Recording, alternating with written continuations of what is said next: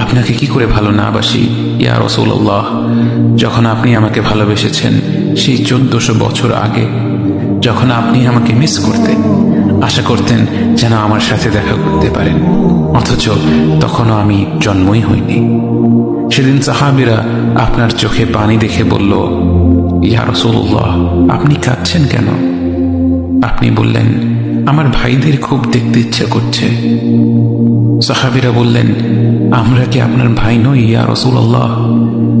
আপনি বললেন, না, তোমরা আমার সাহাবী।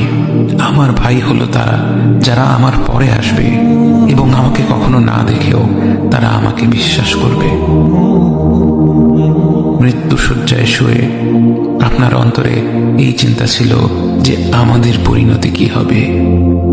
উম্মতি উম্মতি বলতে বলতে আপনি আপনার রবের নিকট ফিরে গিয়েছেন।